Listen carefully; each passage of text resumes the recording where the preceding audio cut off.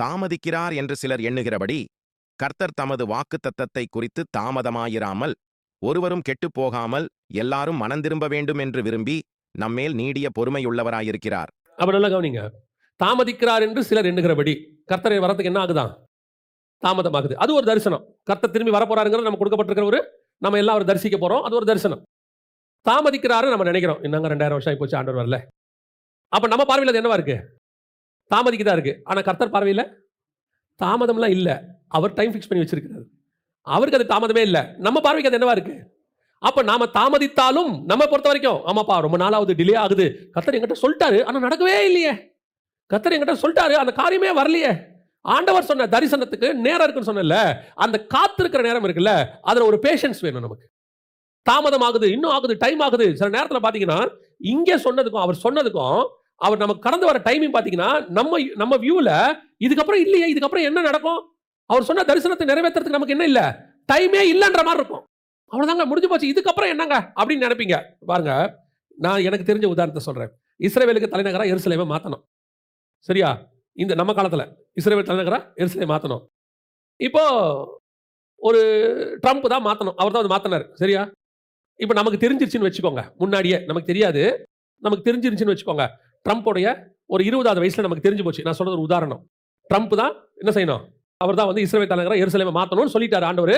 இப்போ நம்ம எல்லாரும் தீர்க்கதரிசியா மாறிட்டோம், ட்ரம்ப்பையே பார்த்துக்கிட்டு இருக்கோம். ட்ரம்ப்புக்கு 30 வயசு ஆகுது, ட்ரம்ப்புக்கு 40 வயசு ஆகுது, ட்ரம்ப்புக்கு 50 வயசு ஆகுது, ட்ரம்ப்புக்கு 60 வயசு ஆகுது, ட்ரம்ப்புக்கு 70 ஆகிப்போச்சு. 70 பலத்தின் மிகுதினால். அப்ப ட்ரம்ப் எங்க வந்துட்டார் இப்ப?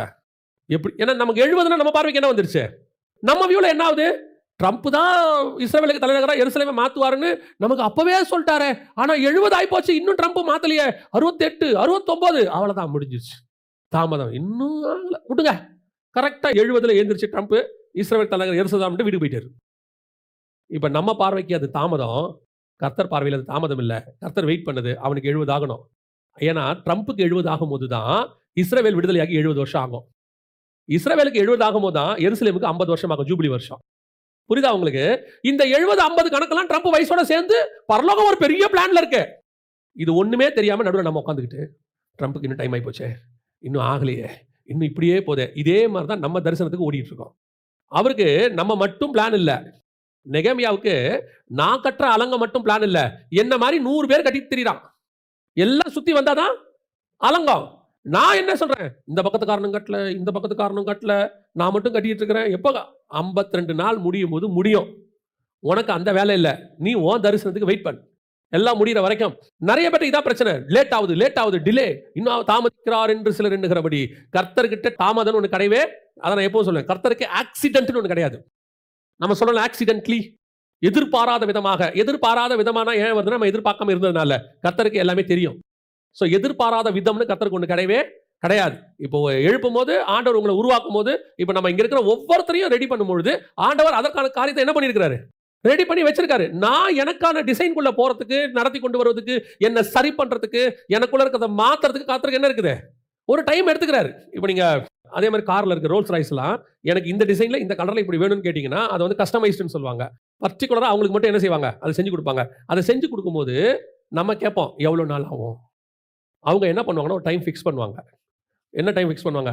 45 நாள், 6 மாதம், 3 வருஷம். வீடு கட்டுறவங்க கூட சொல்கிறாங்க, எவ்வளோ நாளில் சார் போட்டு முடிப்பீங்க, எப்போ கொடுப்பீங்க வீட்டை? அவன் போடுறான், இத்தனாம் தேதி உங்களுக்கு சாவி கொடுக்கப்படும் அப்படின்னு வீடு போடுறாங்க. ஏன்னா அவங்க டைம் ஃபிக்ஸ் பண்ணுறாங்க. எப்படி ஃபிக்ஸ் பண்ணுறாங்க? இதுக்கு அஸ்திவாரம் போடணும், இத்தனை நாள் வெயிட் பண்ணணும், இவ்வளோ கட்டுறதுக்கு இவ்வளோ, லிண்டல் லெவலுக்கு இவ்வளோ ஆகும், தளம் போடுறதுக்கு இவ்வளோ ஆகும், அதுக்கப்புறம் 20 நாள் வெயிட் பண்ணணும். இப்படி ஒவ்வொன்றதுக்கும் இருக்கு. எல்லாத்தையும் கால்குலேட் பண்ணி அவங்க என்ன செய்கிறாங்க, சொல்கிறாங்க.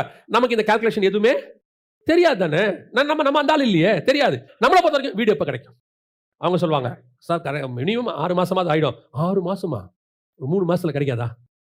அவர் சொல்லுவார், கிடைக்காது. இல்லை, அங்கே ஒருத்தர் சொன்னார், அவர் தரிசனத்துக்கு 3 மாதம் வேற, உன் தரிசனத்துக்கு 6 மாதம். You must wait. ஏன்னா உன்னை ப்ரிப்பேர் பண்ண வேண்டியிருக்கு. உனக்குள்ளே இருக்கிறது இப்போ கொடுக்கும்போது, வீட்டை கொடுக்கும்போது பாருங்க, 20ஆம் தேதி தரம்பாங்க, 17ஆம் தேதி போய் பாருங்க, கொடுக்குற மாதிரியே இருக்காது வீடு.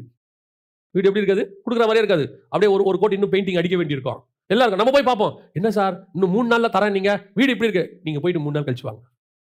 அது டே நைட் வச்சு வேலை வாங்குறாங்களோ, எக்ஸ்ட்ரா ஆள் வச்சு வாங்குறாங்களோ, அவர் அதை முடிச்சு உங்க கையில கொடுப்பார். ஆனா 3ஆவது நாள் போய் பாருங்க, வீடு பெர்ஃபெக்ட்டா இருக்கும். நம்ம சொல்லுவோம், நினைக்கவே இல்ல சார் வீடு முடியும்னு சொல்லி. அவங்களுக்கு தெரியும் அந்த கால்குலேஷன். ஏன்னா சில காரியங்களை அவர்கள் செய்ய வேண்டி இருக்குது. அந்த டைம் வச்சிருப்பாங்க. ஒரு உலகத்துல உள்ளவரே அவ்வளவு பெர்ஃபெக்ட்டா வச்சிருப்பாருன்னா, சர்வ வல்லமை உள்ள தேவன் 6000 வருஷம் பிளான். அந்த 6000 வருஷம் பிளான்ல நீங்களும் நானும் ஒரு பாயிண்ட். இந்த பாயிண்ட்டை எப்ப எங்க யூஸ் பண்ணணும், இது கமாவா புல் ஸ்டாப்பான்னு அவருக்கு தெரியும். இந்த கமாவா எங்க யூஸ் பண்ணணும், இந்த புல் ஸ்டாப்பை எங்க யூஸ் பண்ணணும் அவருக்கு தெரியும். அவர் அதுக்கு வச்சிருப்பாரு. இந்த புல் ஸ்டாப் நினைச்ச கூடாது. இன்னும் என்ன வைக்கலையே புள்ளி, இன்னும் என்ன வைக்கலையே, என்ன யூஸ் பண்ணலையே, என்ன கூப்பிடாம இருக்கிறாங்களே. ஆண்டவர் ஒரு நாளும் தாமதிக்கிறது இல்லை. அல்லேலூயா. அவர் நியமித்தது சொன்னது மிக தெளிவாய் நடக்கும். குறித்த காலத்திற்கு அது வைக்கப்பட்டிருக்கிறது. அது தாமதிக்காது. நமக்கு தான் தாமதிக்கிற மாதிரி தெரியுதே ஒழிய அவரிடத்துல என்ன கிடையாது, தாமதம் என்பதே கிடையாது. சரியான நேரத்துக்கு அவர் மாதிரி பங்க்சுவல். கலாத்தியர் 4:5 வாசிங்க. காலம் நிறைவேறின போது ஸ்திரீனிடத்தில் பிறந்தவரும், அப்ப அவர் எப்ப பிறந்தாரு? காலம் நிறைவேறின போது. அப்ப 2000 வருஷம் கழிச்சு, அதாவது உலகம் தோன்றினது 4000 வருஷம் கழிச்சு. இயேசு பிறக்கும் போது என்ன நிறைவேறிருச்சு? அப்ப பிதா ஃபிக்ஸ் பண்ண டைம் 4000 வருஷமா ஓடணும். அப்ப இந்த 4000 வருஷமும் இந்த காலத்தை பேஸ் பண்ணி தான் என்ன பண்ணியிருக்கிறாரு? அப்ப காட் கிட்ட என்ன கிடையாது, தாமதம்ங்கிறது கிடையாது. கரெக்ட் டைம்ல இயேசு பிறந்தார். இயேசு கரெக்ட் டைம்ல பிறந்தார். பஸ்கா அடிக்கப்படுகிற ஆட்டுக்குட்டி அடிக்கிற அதே நேரத்தில் அவரும் அடிக்கப்பட்டார். உயிர்த்தெழுதல் சரியான நேரத்தில் நடந்துச்சு. சரியான நேரத்துக்கு பரமேறி போயிருக்கிறார். சொன்னவர் சரியான நேரத்திற்கு மீண்டும் வருவார். அவர் ஃபிக்ஸ் பண்ண டைம்ல அது நடக்கும். எல்லாமே நடக்கும். எல்லா தரிசனமும் நிறைவேறும். நீங்க உங்களை டிஸ்கரேஜ் பண்ணிக்காதீங்க.